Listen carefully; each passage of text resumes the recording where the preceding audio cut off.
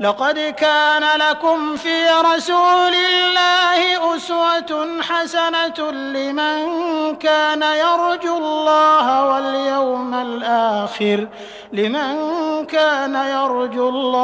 واليوم الآخر وذكر الله كثيرا.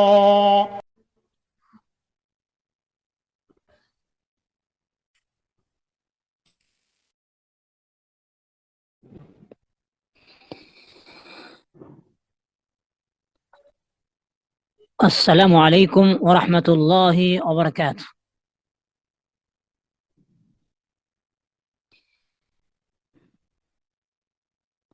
بسم اللہ الرحمن الرحیم، الحمد للہ رب العالمین وبہ نستعین، والصلاة والسلام علی رسولہ الامین وعلی آلہ وصحبہ اجمعین وعلی من تبعہم بإحسان الی یوم الدین، اما بعد۔ رب اشرح لي صدري ويسر لي أمري واحلل عقدة من لساني يفقه قولي۔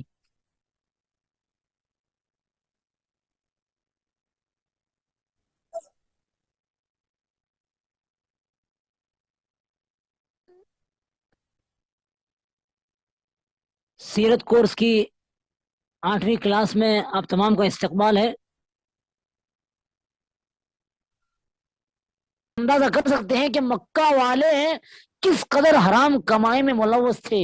نبی کی بعثت سے پہلے، محمد صلی اللہ علیہ وسلم کے نبی بنائے جانے سے پہلے وہ کس قدر حرام کمائی میں ڈوبے ہوئے تھے۔ ان کا مال ہی لوٹ کا، ڈکیتی کا، چوری کا، زنا کا، سود کا۔ اللہ اکبر کبیرہ۔ تو ہوا کیا، جب مال کم پڑ گیا تو کعبہ کی دیوار کا جو رقبہ تھا بنیاد سے تھوڑا سا حصہ چھوڑ دیا گیا، تھوڑا سا حصہ چھوڑ کر کعبۃ اللہ کی تعمیر ہوئی۔ جو حصہ چھوڑا گیا اس کو حتیم کہا جاتا ہے۔ جن جن لوگوں نے کعبۃ اللہ کا دیدار کیا ہے، حج عمرہ کیا ہے، ان کو پتہ ہوگا کہ کعبۃ اللہ کا طواف کرتے ہوئے لوگ وہاں ایک جگہ دیکھتے ہیں، حتیم کی جگہ، اس کو ہٹ کر کعبہ بنایا گیا ہے، حالانکہ وہ جگہ بھی کعبۃ اللہ ہی کی ہے۔ وہ جگہ کیوں آج تک اس جگہ کو ایسے چھوڑ دیا گیا ہے؟ جب نبی کے زمانے میں کعبہ بنایا گیا، 35 سال کی جب آپ کی عمر تھی، حلال کمائی جمع نہ ہونے کی وجہ سے اس جگہ کو ایسے چھوڑ دیا گیا، اس کو حتیم کہا جاتا ہے۔ خیر، کعبۃ اللہ کی تعمیر ہوئی، حجر اسود رکھنے کی باری آئی۔ کعبۃ اللہ کے ایک کونے میں ایک حجر اسود ہے، پتھر۔ تھوڑا سا ہم اس پتھر کے بارے میں جان لیتے ہیں آج۔ حجر اسود، حجر اسود کیا ہے؟ یہ جنت سے نازل کیا گیا پتھر ہے بھائیو بہنوں، یہ دنیا کا پتھر نہیں ہے۔ حجر کے معنی پتھر، اسود کے معنی کالا۔ حجر اسود کا مطلب کالا پتھر۔ حالانکہ اللہ کے نبی صلی اللہ علیہ وسلم نے فرمایا جب یہ پتھر جنت سے نازل ہوا تھا، اشد بیاضا من اللبن، دودھ سے زیادہ سفید تھا۔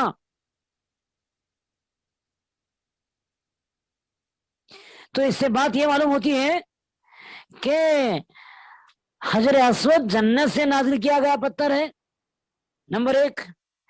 نمبر 2، جب یہ پتھر جنت سے نازل ہوا تھا تو دودھ سے زیادہ سفید تھا۔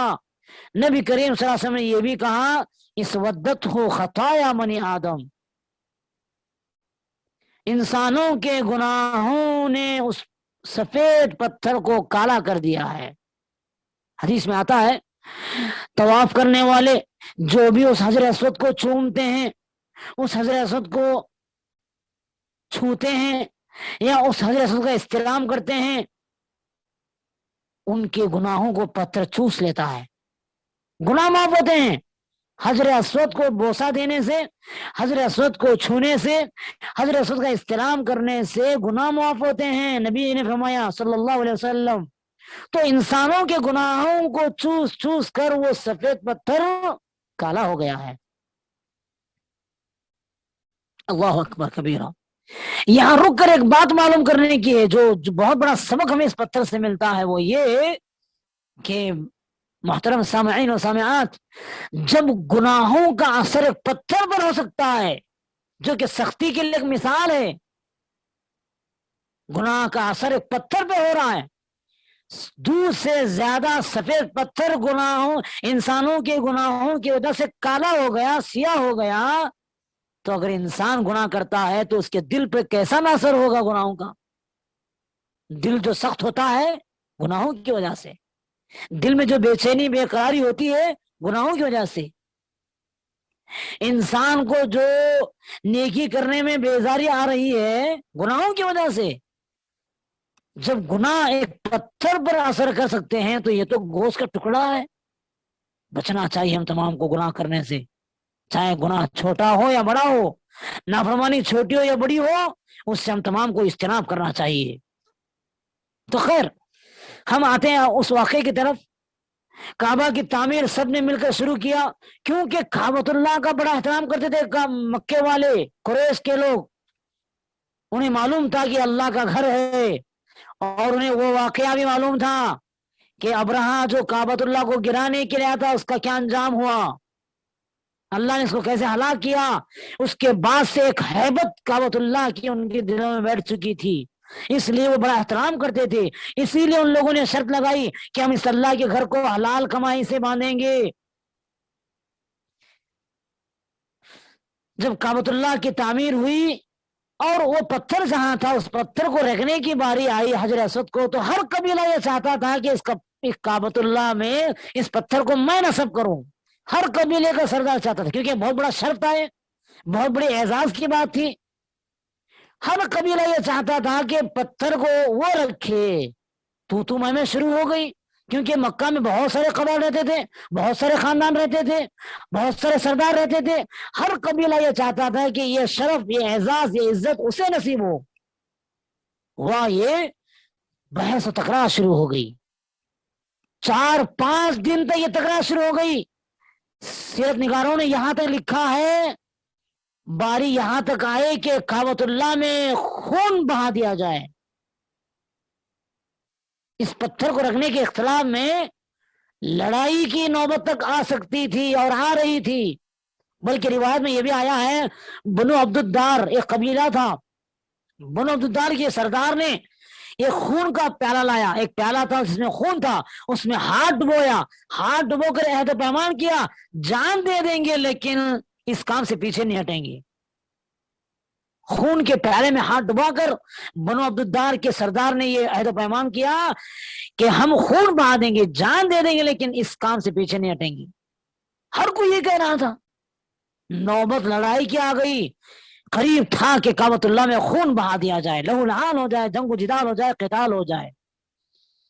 ایک صاحب بصیرت آدمی، ایک بزرگ آدمی نے یہ مشورہ دیا کہ لڑائی کرنے کی ضرورت نہیں ہے، ایک کام کرتے ہیں، کل صبح میں اس راستے سے یا اس دروازے سے جو سب سے پہلے آئے گا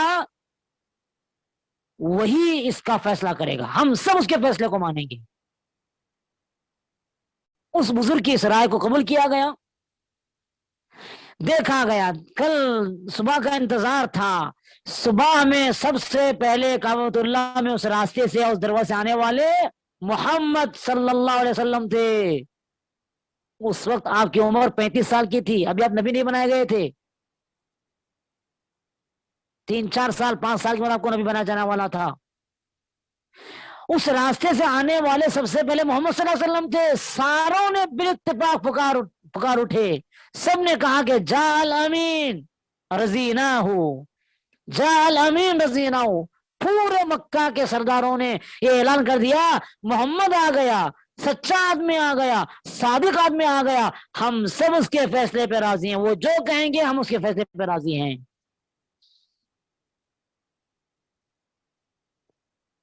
اللہ کے نبی صلی اللہ علیہ وسلم کے شرف میں یہ بات آئی، آپ کے نصیب میں یہ بات آئی کہ آپ اس کا فیصلہ کر سکیں. دیکھ رہے ہیں آپ نبوت سے پہلے کیسے اللہ تعالیٰ آپ کا مقام اونچا کر رہا ہے، آپ کی شخصیت کو منوا رہا ہے. نبی کریم صلی اللہ علیہ وسلم سب کو لے کر چلنے والے تھے، سب کا دل رکھنے والے تھے، سب کا دل رکھنے والے تھے۔ ہر سردار کی خواہش تھی کہ یہ اعزاز اس کے نصیب میں آئے، لیکن اللہ کے نبی صلی اللہ علیہ وسلم کے نصیب میں جب آیا، آپ کے حق میں فیصلہ ہوا، تو آپ نے کہا، آپ نے جتنے سردار تھے بڑے بڑے سارے سرداروں کو بلایا، ایک چادر منگوائی، ایک چادر منگوائی، سارے سرداروں سے کہا کہ ان چادر کے کونے کو پکڑے، اور آپ اس پتھر کو اس چادر میں رکھا۔ جب چادر اٹھائی گئی وہاں تک جہاں حجر اسود کو رکھنا تھا، اللہ کے نبی صلی اللہ علیہ وسلم نے پتھر کو اٹھا کے اس جگہ پر رکھ دیا۔ سبحان اللہ۔ اس طریقے سے ہر سردار خوش ہو گیا کہ چلو میں نے بھی پتھر کو اٹھایا ہے۔ کیا حکمت آپ صلی اللہ علیہ وسلم کی، کیا حسن تدبیر آپ صلی اللہ علیہ وسلم کی، سب کو آپ نے خوش کر دیا اور اعزاز آپ کے نصیب میں بھی آیا۔ یہ واقعہ بہت بڑا پیغام دیتا ہے، بہت بڑا درس ہم کو اس واقعے سے ملتا ہے۔ اللہ تبارک و تعالیٰ بھری محفل میں مکہ والوں کے زبانی یہ اعلان کروا دیا، یہ اقرار کروایا، انہی مکہ والوں نے اقرار کیا کہ محمد آ گیا، سچا آدمی آ گیا، دیانتدار آدمی آ گیا، ہم سب اس کے فیصلے کو مانیں گے۔ گویا ایک اقرار تھا، یہ بعد میں چل کے جب یہ نبی، یہ محمد نبوت کا دعویٰ کرے گا تو اے مکہ والو، تم ہی وہ لوگ ہو جو بھری محفل میں، بھری مجلس میں اس محمد کی سچائی کا اقرار کر چکے ہو، اس محمد کی دیانتداری کا اقرار کر چکے ہو، اس کی امانت کے تم مان چکے ہو۔ اب یہ نبی، یہ محمد نبوت کا دعویٰ کر رہا ہے، انکار کی کوئی گنجائش نہیں۔ یہی وہ شخص ہے جس کے صداقت کو، جس کی امانت کو تم لوگ مان چکے ہو۔ یہ حکمت تھی حجر اسود کو رکھنے کے پیچھے۔ سبحان اللہ العظیم۔ اس طرح اللہ کے نبی صلی اللہ علیہ وسلم حجر اسود کو رکھ کر یہ ثابت کر دیا کہ آپ صلی اللہ علیہ وسلم مکہ میں سب سے سمجھدار انسان ہیں۔ اس واقعے کے ذریعے، اس واقعے کو رونما کرنے کی حکمت اللہ کی یہ بھی ہے کہ اللہ کے نبی کو یہ ہمت دلائے کہ اے نبی، آپ آگے چل کے لوگوں کے اس طرح کے مسائل کو بہت آسانی سے حل کر سکتے ہیں۔ اتنا بڑا مسئلہ تھا، لہو لہان تک کی نوبت آ چکی تھی، اتنے گمبھیر مسئلے کو، اتنے پیچیدہ مسئلے کو آپ صلی اللہ علیہ وسلم بہت آسانی سے حل کر دیا۔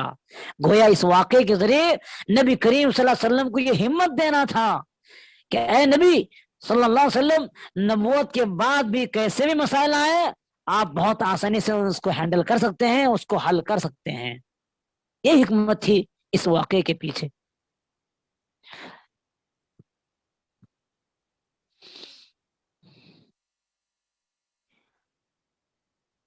اس حجر اسود کو رکھا گیا، اس طرح کعبۃ اللہ کی تعمیر مکمل ہو گئی۔ جس وقت کعبۃ اللہ تعمیر کیا گیا اس وقت نبی کریم صلی اللہ علیہ وسلم کی عمر 35 سال کی تھی۔ زمین سے 9 ہاتھ لمبا، یہ 9 ہاتھ لمبائی پر کعبۃ اللہ محیط تھا، اور آج تقریباً زمین سے 1.5 میٹر کی اونچائی پر حجر اسود ہے، اور 2 میٹر کی اونچائی پر کعبۃ اللہ کا دروازہ ہے۔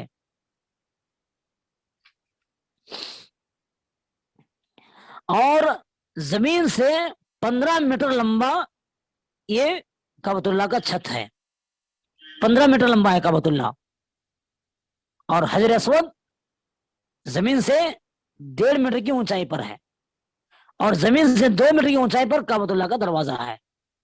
دعا کریں آپ سب، ہم سب دعا کریں گے اللہ سے کہ اللہ تبارک و تعالیٰ بار بار اس گھر کا دیدار نصیب فرمائے، اللہ کے اس عظیم توحید کے مرکز کا اللہ ہمیں بار بار دیدار کا شرف نصیب فرمائے، آمین یا رب العالمین۔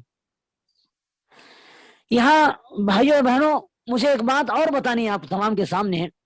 کعبۃ اللہ جو یہاں اس کی دیواریں جو کمزور پڑ چکی تھی، آگ لگ گئی تھی، یہ پہلی مرتبہ نہیں ہوا تھا، اس سے پہلے کئی مرتبہ کعبۃ اللہ کو کی دیواریں کمزور ہو چکی تھیں. اخبار مکہ ایک کتاب ہے علامہ ازرقی کی، علامہ ازرقی کتاب ہے اخبار مکہ.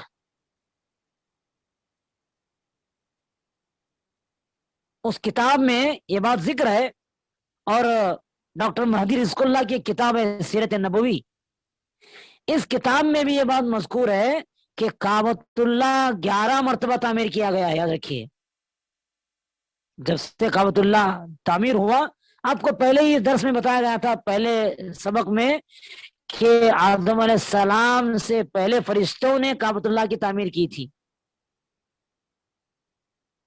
اس کے بعد آدم نے تعمیر کیا، اس کے بعد شیس ابن آدم کے بیٹے نے تعمیر کیا، چوتھی مرتبہ ابراہیم علیہ السلام نے تعمیر کیا اپنے بیٹے اسماعیل کو لے کر. اس کے بعد عمالقہ نے کعبۃ اللہ کو باندھا. اس کے بعد جرہم کے بارے میں آتا ہے کہ جرہم نے بھی کعبہ کی تعمیر میں حصہ لیا ہے. اس وقت جب نبی کی عمر 35 سال کی تھی، یہ 8ویں مرتبہ تھا کعبہ کی تعمیر کا سلسلہ. اس کے بعد عبداللہ بن زبیر نے بھی کعبہ کی تعمیر کیا، اس کے بعد حجاج بن یوسف نے بھی تعمیر کیا. اس کے بعد ایک اور کے بارے میں آتا ہے کہ انہوں نے کعبہ کو تعمیر کیا. تو اس طرح کعبہ کی تعمیر تقریباً 11 مرتبہ ہوئی ہے.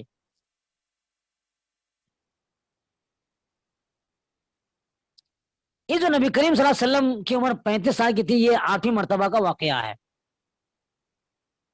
اور حجر اسود کے بارے میں آپ نے سنا کہ جو لوگ طواف کرتے ہیں ان کو یہ کہا گیا ہے حدیث میں، ان کے بارے میں حدیث میں یہ بات آئی ہے کہ طواف کرنے والے ہر مرتبہ طواف کا آغاز حجر اسود سے ہوگا.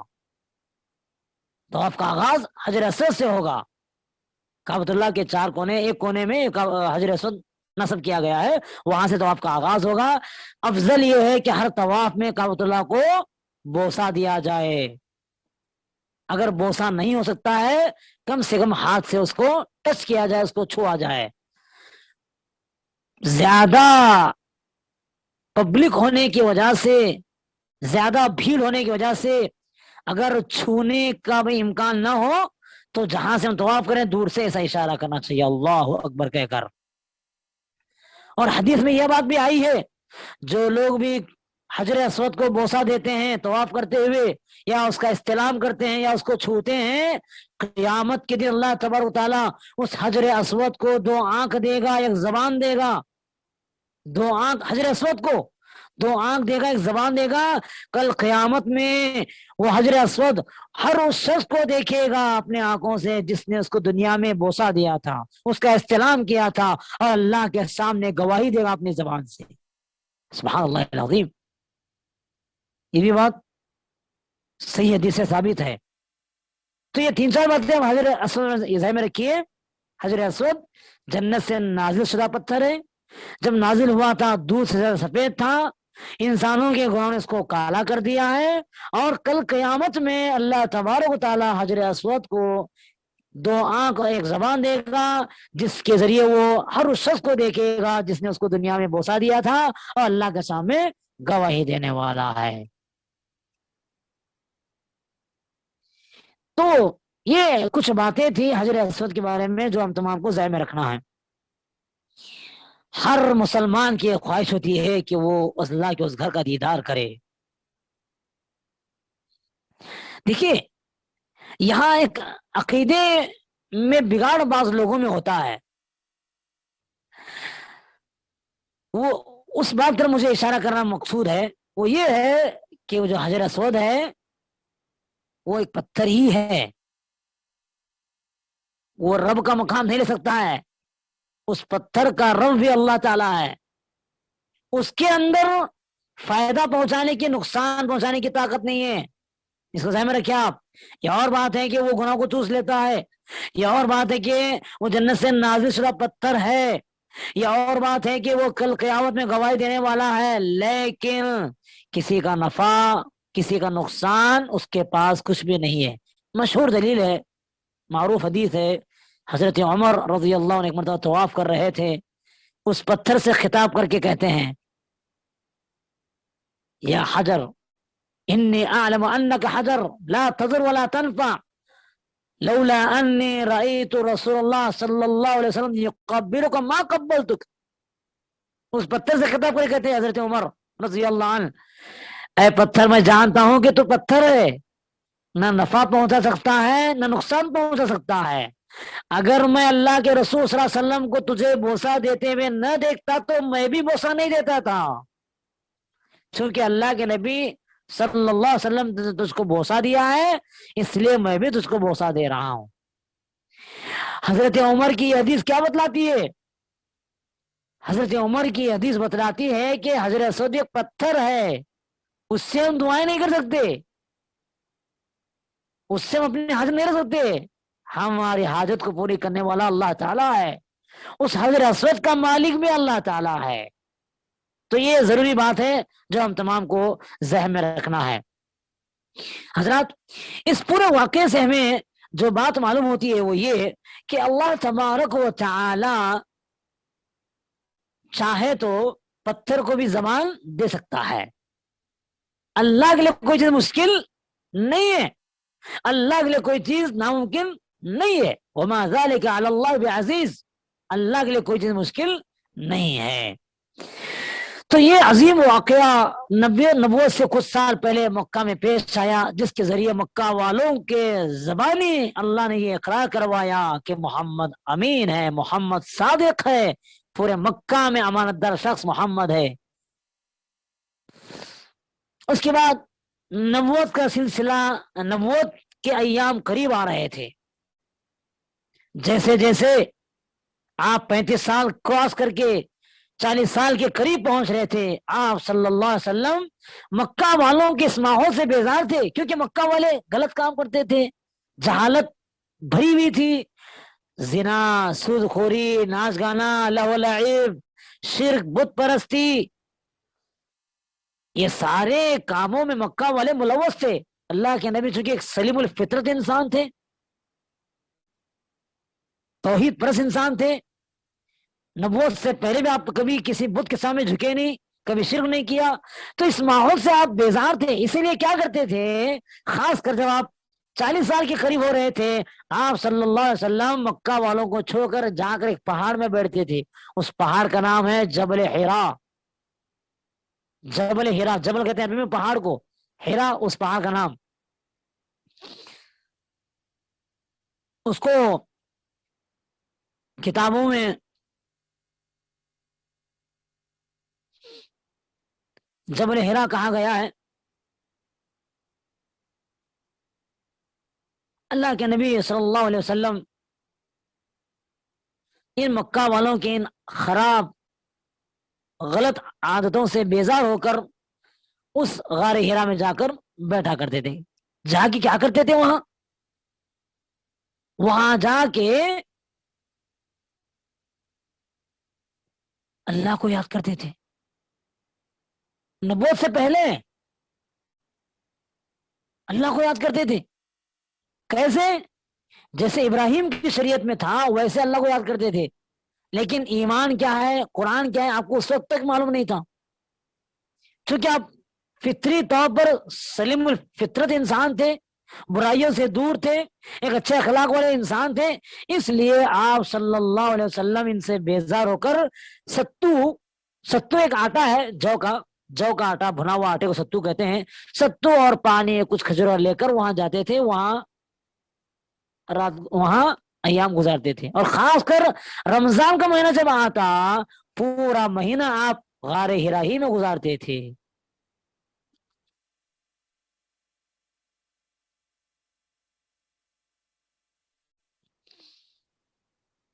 بلکہ روایت میں یہ بھی آتا ہے، کبھی کبھی جب توشہ ختم ہوتا، ستو ختم ہوتا، تو آپ کی بیوی خدیجہ، جو آپ کی بیوی تھی خدیجہ، آپ کو توشہ لے کر جایا کرتی تھی۔ سبحان اللہ العظیم، کیا فرمانبردار بیوی ہے! کون ہے یہ خدیجہ رضی اللہ عنہا؟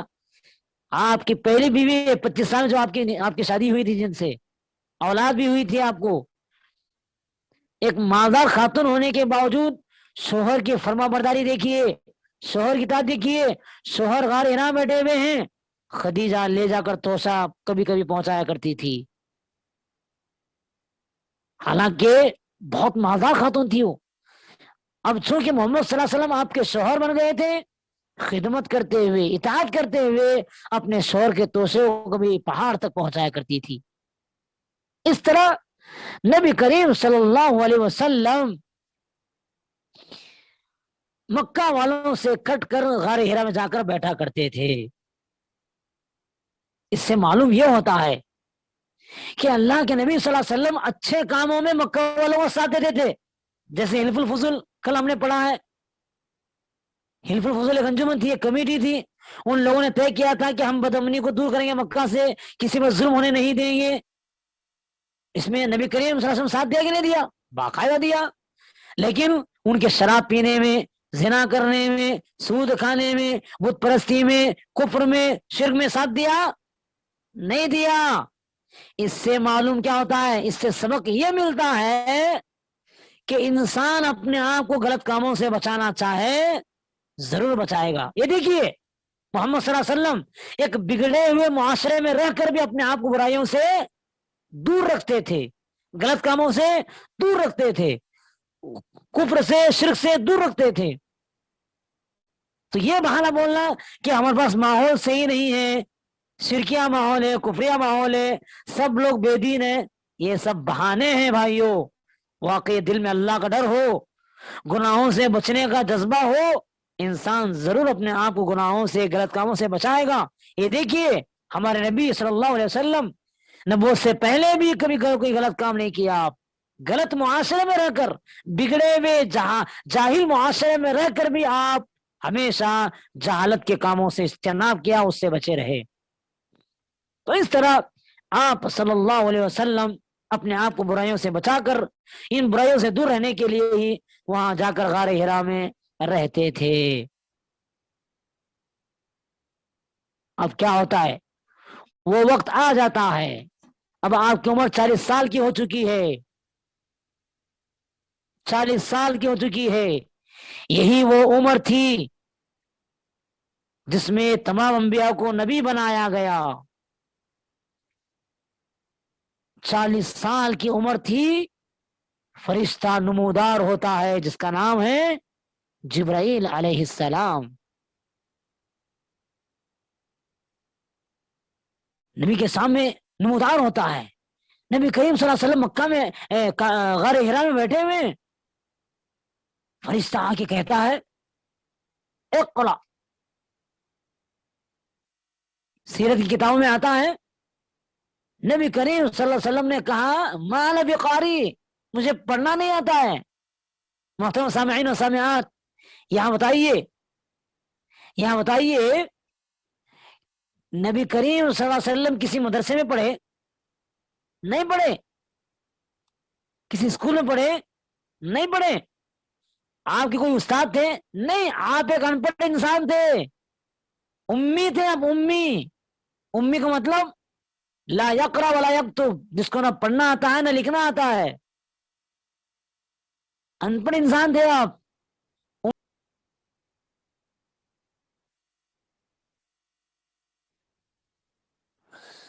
اس کے بعد فرشتہ آپ صلی اللہ علیہ وسلم کو اپنی باہوں میں لیتا ہے، دبوچتا ہے، اس طرح باہوں میں لے کر دبوچتا ہے۔ اللہ کے نبی پریشان ہو جاتے ہیں، پھر کہتے ہیں کہ اقرا۔ اللہ کے نبی صلی اللہ علیہ وسلم کہتے ہیں کہ مجھے پڑھنا نہیں آتا ہے۔ پھر فرشتہ آپ کو اپنے باہوں میں لے کر دبوچتا ہے، پھر کہتے ہیں اقرا۔ تو آپ صلی اللہ علیہ وسلم کو 3 مرتبہ دبوچنے کے بعد فرشتہ جبرائیل کہتا ہے اقرا بسم ربک الذی خلق، خلق الانسان من علق، اقرا وربک الاکرم الذی علم بالقلم، علم الانسان ما لم يعلم۔ یہ 5 آیتیں سب سے پہلے آسمان سے نازل ہوئی۔ اس کے بعد 3 مرتبہ دبوچنے کے بعد آپ صلی اللہ علیہ وسلم بھی بآسانی پڑھ لیتے ہیں۔ گویا اہل علم نے کہا فرشتے نے جو اپنے باہوں میں لے کر نبی کو دبوچا، منتقل کیا گیا، آپ کو پڑھنا آسان کر دیا گیا۔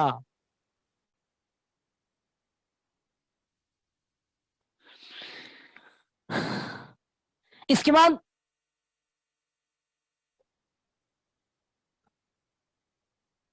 اللہ کے نبی صلی اللہ علیہ وسلم انسان تھے آپ بھی، پریشان ہو گئے آپ صلی اللہ علیہ وسلم، گھبراہٹ ہو گئی آپ کو. پہلی مرتبہ ایک ایسا واقعہ، ایسا حادثہ آپ سے پیش آیا تھا جو 40 سال تک کبھی کسی وقت پیش نہیں آیا.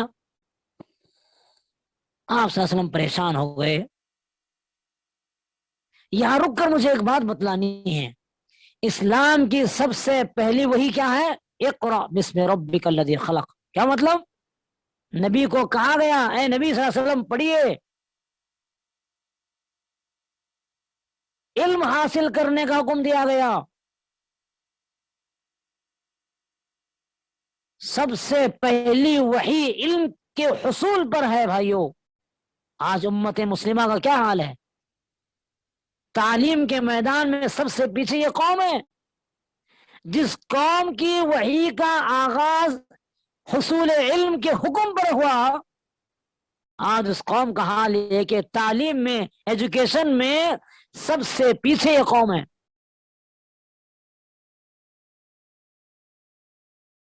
افسوس کی بات ہے. علم میں آگے بڑھنے کی ضرورت ہے بھائیوں. اہل علم نے ایک بہت عجیب نقطہ نکالا یہاں. آپ اقرأ بسم ربک الذی خلق کا ترجمہ پڑھیے. اقرأ بسم ربک الذی خلق. اے نبی صلی اللہ علیہ وسلم آپ پڑھیے اپنے رب کے نام کے ساتھ جس نے پیدا کیا. خلق الانسان من علق، جس نے پیدا کیا انسان کو لوتھڑے سے. اقرأ وربک الاکرم، اور پڑھیے آپ کا رب بڑا عزت والا ہے، بڑا کریم ہے. الذی علم بالقلم، جس نے قلم سے سکھایا. علم الانسان ما لم يعلم، انسان کو وہ باتیں سکھایا جو بات کے انسان نہیں جانتا تھا. تو پڑھو کہا گیا؟ ذرا غور کریں آیت پہ. آپ پڑھو کہا گیا؟ کیا پڑھیں؟ مقروء محذوف ہے. کیا پڑھیں؟ پڑھو کہا گیا صرف، کیا پڑھیں؟ مفسرین نے کہا ہر وہ چیز پڑھو جس کا دنیاوی فائدہ ہو، جس کا آخرت کا فائدہ ہو. اللہ کو پڑھو، دین کو پڑھو، شریعت کو پڑھو، اللہ کے قانون کو پڑھو، اللہ کے ناموں کو پڑھو، اللہ کے اسماء و صفات کو پڑھو، آسمان کو پڑھو، زمین کو پڑھو، سورج چاند کو پڑھو. جو بھی علم ہے، جس علم سے دنیا کا پیدا ہو یا آخرت کا پیدا ہو، ہر ایسے علم کو پڑھو. سمندر کو سمو دیا گیا ایک لفظ میں. ایک لفظ میں. یہ خاصیت ہے قرآن کی. قلیل لفظ ہوتا ہے، معنی بہت زیادہ ہوتا ہے اس میں. دیکھیے ہر چیز پر حکم دیا گیا ہے. جس پڑھائی سے بھی فائدہ ہو، یا تو دنیا کا یا آخرت کا، ہر ایسا علم حاصل کرنے کا حکم دیا گیا. اس کو عام کرنے کی ضرورت ہے مسلمانوں میں کہ ہماری وحی کا پہلا حکم علم پر ہے، اور سب سے جاہل قوم مسلم قوم بنی ہوئی ہے. ایجوکیشن میں آگے آنے کی ضرورت ہے، تعلیم میں آگے آنے کی ضرورت ہے. یہ تعلیم کا دور ہے، یہ پڑھائی کا زمانہ ہے. ہم علم ہی کے ذریعے دنیا میں ترقی کر سکتے ہیں.